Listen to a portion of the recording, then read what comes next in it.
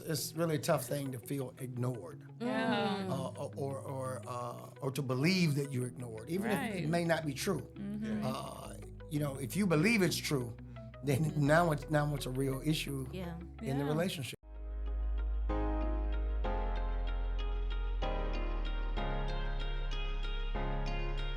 Welcome to another episode of Marriage Matters with PB&J. I'm MeKael Black. And I'm Dorian Black. And guys, I want you to meet our co-hosts, Robert Johnson. And Angela Johnson. Latalia Posey. I'm Jeffrey Posey. Guys, if you watched our last episode, you know that we talked about dating. And I want to continue that because we need it. We need it. And if we need it, I'm sure there are more couples who need it as well. And we talked about, you talked about your ultimate date night experience that you had, and we were there in the house. And it was so refreshing just to be among other couples, seeing the love in the air, and just so nice to just laugh, kick back, and relax without the kids. And we know that your marriage is a ministry. And marriage, God made marriage to be fun, to be full of joy, and just enjoy your husband, your spouse, your wife. And so I want us to talk a little bit more about this because I think it's important.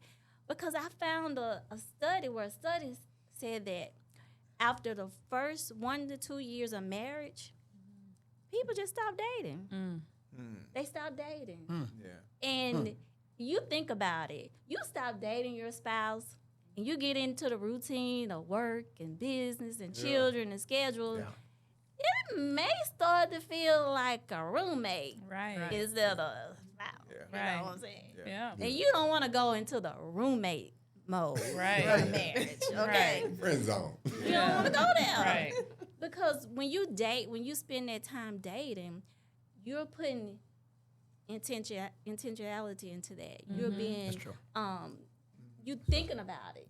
You know, you put some effort into it, just getting to know your spouse because you're growing and learning as you do this.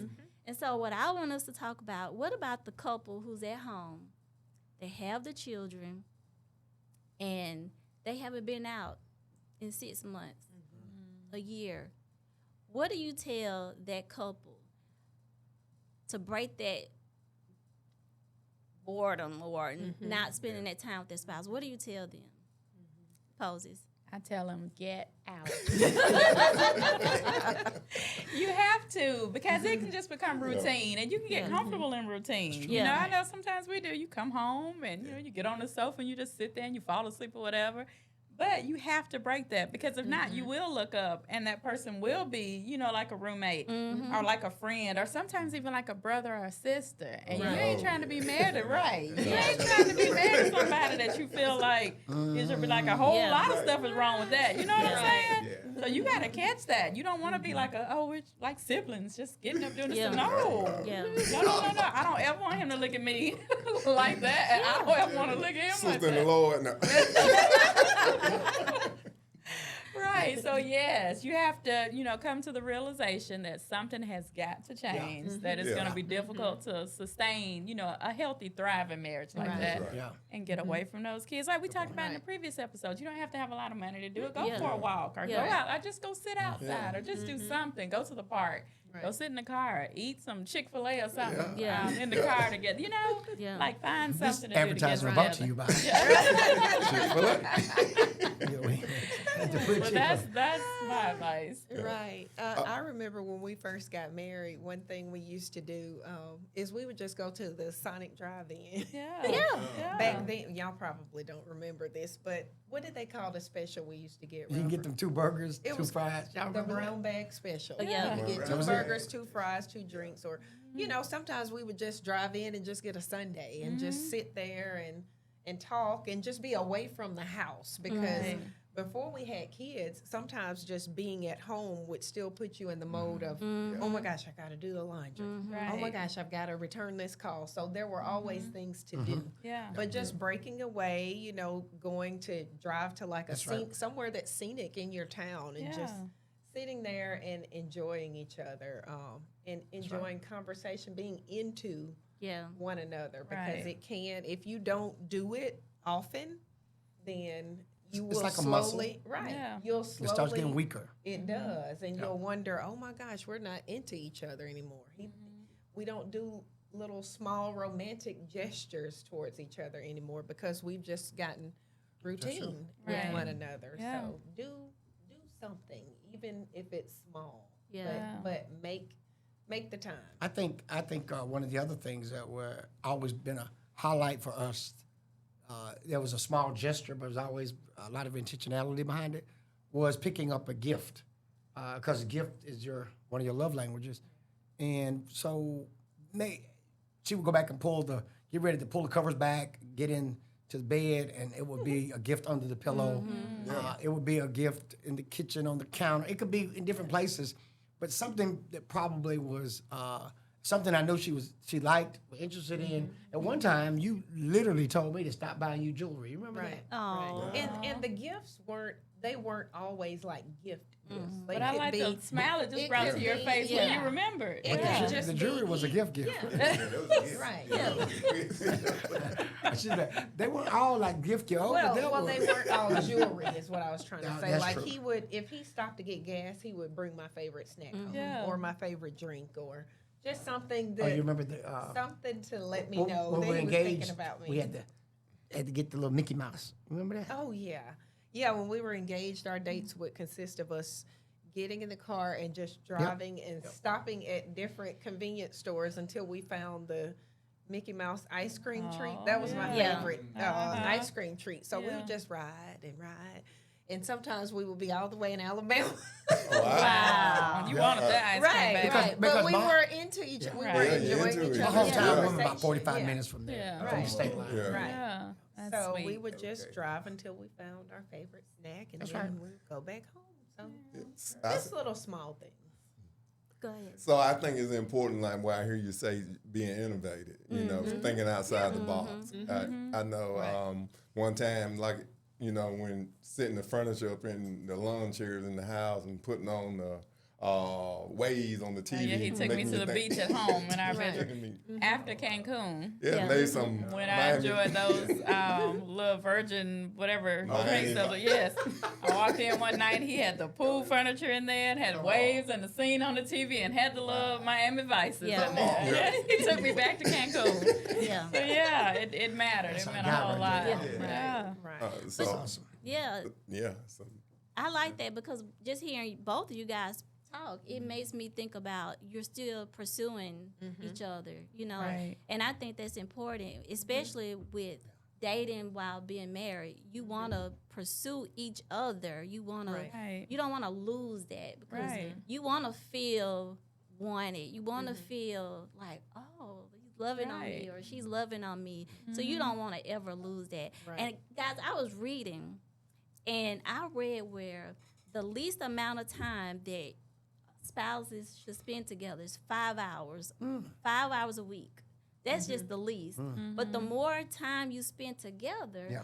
the least likely you are to end up in a divorce. Makes sense. And the happier you are, Yeah. the more Yeah. time you spend. And it got up to like 15, 20-something hours just alone together, just you and the spouse. So the more time you spend together, the happier you are, the least Yeah. likely to divorce. I can believe I that. totally agree. Yeah. That's interesting. That's It an interesting is. fact. I can Especially, believe it. yeah. I you can know, believe it. Yeah. It's And not if your that- love language is quality time, Yeah. then definitely. Right. Like, it makes a lot of sense. It makes a lot of sense because you think about it. Over time, you're constantly changing anyway. I'm changing, you changing. So Right. you spending that time together, you learning, you still learning each other, and so that's exciting in Yeah. itself. Yeah. It is exciting. And you don't stop wanting to be pursued. Like, just Yeah. because you get married doesn't mean that goes away. If anything, it's Exactly. even more. The more I fall in love with you, the more I want you. You know, Yeah. I develop an even bigger crush on you, and I want you to pursue me even more. And I think some people get caught up in that cycle. That's You know what I mean? Like, Go ahead, they Tam. get caught up in the, okay, well, I'm not pursuing anymore. So then because you're not pursuing, I'm not, being affectionate. And then because I'm not being affectionate, you're not pursuing. And it goes on and on and on. But no, the longer we're in this thing, the more I want you to pursue me, baby. I'm gonna pursue you. All right, you're doing a good we job. want to hear. I think he's going to do that. Yeah. He does. You do a great job pursuing me. do. Yeah, I think You got to slip down and it doesn't catch you. You got to fall. like in the movie line. He's faster than me, so it's not an issue. I'm gonna He need normally you, catch I me. need you to fall there. And we catch you. pursue each other too. You know, Yeah. it goes both ways. Of course, the man supposed to pursue the wife. Yeah. But, But it goes yeah, I know both what ways, you're saying. I do. Yeah. Let me know. Yeah, it's a tough thing to feel.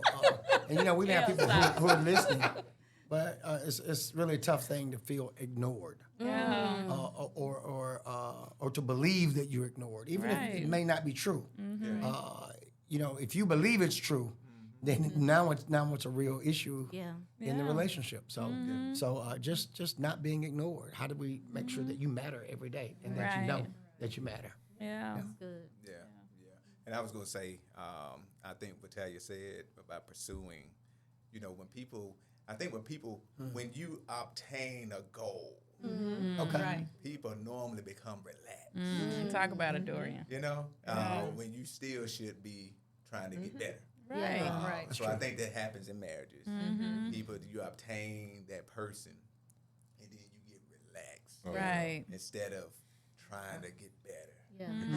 I got them now. Yeah. they with me now. Right. But you know what? It's like if you want to keep the same version of that person, and people do change, but if you want to keep that same person who's all over you and who's listening, then you got to pursue. Like you can't stop, you know? They go hand in hand. Yeah. Yeah. Right. And then, like Jeff said, what captivated them at first is going to change anyway. Yeah. So you've got to stay into them Right. to make sure that you still have their attention. So Yeah. just making sure that you're Well, it's amazing how checking in and staying aware. how being infatuated, even though we may call it love on the front end, you find out later, you know, the levels of intimacy keeps getting deeper.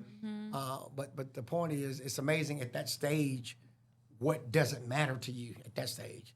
Yeah. And then what begins to matter Right. much later, Yeah. and how you deal with that, how each of you handle that truth, that reality. I like you pursuing me, but now I like you pursuing me if you are smelling like this. Now I want you to pursue me, but I need you to be wearing it. Right. Yeah. When all of that starts to kind of come into the equation, you got to start, you know, Right. you got to be open to this thing evolving. That's all I'm saying. Look, I remember it was. I had been doing something. We'll tell you what it was, what it is. But I had been doing something for years. Yeah. Then MeKael, like I've been doing something for years. Then MeKael just finally told me that just don't do it for me anymore. Yeah. I'm thinking I'm doing something. Like okay, all right. That's good. you're That right. communication. Evolving. Yeah. Evolving and changing, and you got to keep learning. Yeah. You know, just hearing you guys talk about being together and going on your little trips to the grocery store or to the on your search for ice cream, it doesn't take a lot. No. It doesn't Right. take a lot of money to do this, guys. You can be creative with what you a picnic at home, take her to the beach at Right. home. So you don't have to spend a lot of money. But I want to talk about when you are on the date, whether it's a cheap date, a creative date, expensive date. How important is it for you to have your spouse's undivided attention? You're not over in la la land thinking about work or on the phone or thinking about the kids or Right. school. Yeah. How important is it for you to have that undivided attention, Johnson? I think it's super important because the majority of our day, I was thinking about, you said 5 hours a week. I mean, we're around each other for a long period of time each day, but we're not into each other. Yeah. Yeah, So that's true. it's super important that when we finally break away, when I finally have him all to myself, Yeah. that we are into each other. And one of the, I don't know if it's a game that we have, but we have a box of like conversation cards for couples that we pretty much would just keep in the console of the car, just so if we just happen to find ourselves kind of evolving into a conversation about work or about ministry, about the kids, we just pull those cards out and we ask each other whatever engaging question is on there and kind of try to turn that conversation. Yeah. That's good. Because it's super important. I don't want to be across the dinner table from him and and all he's doing is talking to me about the next project that he wants to do at the church, or talking to me about William and the soccer tournaments and all of that. I mean, we may as well be at home. Right. That's So good. it's super important that we take advantage of that time, because we have carved it out just for us, and we need to take advantage of that time. Yeah. Yeah, I think it's important too, because if you're not giving that person your attention, it makes them feel like they're not wanted. Ooh. so Or true. like you're not that into me. If you're not, Right. Yeah. you always talking about something else and not talking Right. and not engaging with me. Yeah. So it can have that kind of, because I've had people do that to me, like you know, just people in general. And you know, they're like, okay, well, I ain't saying nothing else to this person. You know, okay, you don't want to hear what I got to say, then. But you know, yeah. Yeah, because everybody wants to feel wanted. Right. You know, so what do you guys, how do you think feel I about agree that? 100%. Yeah, I do. I agree. Just being intentional, like you all with the co-op thing. Just hey, we have co-op this time out for ourselves. We can put work off. We can put the kids off, because they'll be there. Yeah. So let's just take this time. Yep. Yeah. And I think we all do it. I guess I can speak from a woman's perspective. A lot of times, you know, with kids, you know, we're thinking about them, or thinking about, did I leave this out, or did I tell them this, or did I do that, and did I do that? Pause it. If you didn't, it's too late. Just at least you can do it in an hour or two, you know, whatever. Nothing's going to burn. Nothing's going to crash, you know. Just put it aside, because we talk a good talk with putting our spouse first. It's like, oh, yeah, I put you first. Yeah. But in actuality and practicality, do we really do it? Right. Like, if I'm with him but thinking about the kids, I'm not putting him first in that moment, you know? So it's really been intentional to me about putting that person first. Yeah, so we're leaving the cell phones in the other room or in the purse. Off. Off. Without going I off. like that. I like that. Yeah, and that could be hard for some people who are Yeah. attached to their phones. Right. So, but we have to make that effort, you know, to do that. Yeah. Wow. Yeah. So another thing I want to talk about is like surprises, like switching it up, being creative with date night. When the last time you've been surprised with a date night or a date day? Or is that important for you to be surprised? Do y'all like surprises? Yeah. I like Jeff's surprises for the Okay. most part. Every now and then there's a surprise. I'm like, don't surprise me and have me walking in somewhere in some flip flops. Yeah, you want to know what their attire is. Yeah, I mean, at least tell me that. At Yeah. least tell me, you know, what we wearing. Make sure, you know, I'm properly clothed for it. But other than that, I do. I like that. I like, he's very spontaneous. So I like whenever he breaks a little bit of that out and surprises me with it. It keeps it exciting.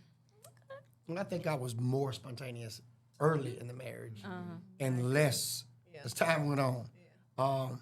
I think for a lot of obvious reasons, but I think also because I think that the more I tried to do it when we had more responsibilities, I felt like I was pulling you away from something you kept trying to say, hey, I'm not done. I'm still, and so you start to feel like this is not what she wants right now. So that element is something to consider. If you're going to invite spontaneity in the marriage, you got to make room for it. But if your partner, your spouse begins to believe that it's inconveniencing you to have spontaneity, then just out of general concern and love, they may back off just so that you feel like, hey, maybe she'll inquire when she's ready. But then you start opening up these other doors, because if that person is not the initial person who initiates, then the initiator starts to slow down, then you probably going to start taking a dip. Right. Yeah. Yeah. Yeah. Because Robert's always been the spontaneous one. And I've always been the planner. I would plan the date night. He would just pop up and say, we got a date night. Right.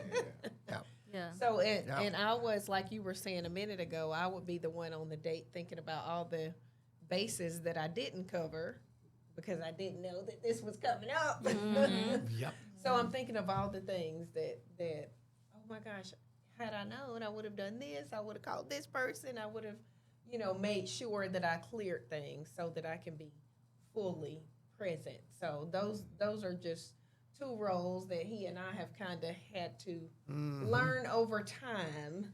Like, how can the planner complement the spontaneous one and vice versa? Because those were just two things that he and I just kind of. Because if I'm sitting there at the event that I finally feel like I drug her off to, and she's telling me all the reasons why, if I would have been a little bit more forward thinking and a little bit more inclusive, then this could have happened. I could have taken care of this. We could have stayed longer. Could have da-da-da-da-da-da.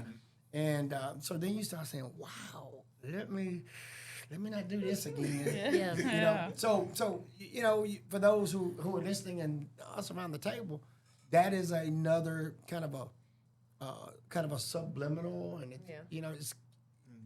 that's so you gotta say, hey, if I want my husband or I want my wife who initiates this kind of stuff to keep doing it, then I'm gonna have to make the main thing, and I'm gonna have to not spoil this occasion. Because if not, they might land the plane. As Tal said. Yeah, and then when you spoil it, a few months down the road, you're like, we hadn't had any date nights in a while. Well, yeah, because the last time we did, right, and complained the whole time. And that's where communication comes back, like it does in all our conversations. Yeah. We got to communicate that, You might have to plan the spontaneous. Right. Or if you're the planner, just like forget it. Because I know I've had to do that before. Because I'm like you, I'm the planner. But when I see the excitement and it is something I'm going to do, then I go. And it's like, what's the worst that's going to happen? Yeah. And maybe the kids are going to be up after their bedtime. Then it just is what it is. Like it's still worth being with him. It's that dreamer and that planner. Yeah. I had a dream. I saw it. We could do this, and you were laughing, but. And how did we get there? Then when we got there, and how much money did it cost? Right. I need you back laughing. You're not laughing. Is that the moo-moo? Then the moo-moo comes out. I was like, this is not going to go like I thought. Communication and moo-moos are going to make it pretty much in every podcast, in every episode. Every one of them. Well, guys, this has been a great conversation, and I hope you guys have been inspired to date more. When we're dating before marriage, we're dating with a purpose. Right. That's true. After we get married, we should be dating with a purpose. That's it. Right. So whatever obstacles you may be encountering, there's a way around it. Yeah. It may take some little planning, a little scheduling, being creative, whatever you have to do what you can to make your spouse feel special. By dating them and spending that intentional time with them, then make that adjustment and do it. Because we know the more time you spend intentionally with your spouse, the happier you will be. Right. That's right. So thank you guys for joining us for another episode of Marriage Matters with PB&J. Don't forget to like, share, and subscribe to our page on YouTube, Spotify, and Facebook. Until next time, your marriage matters.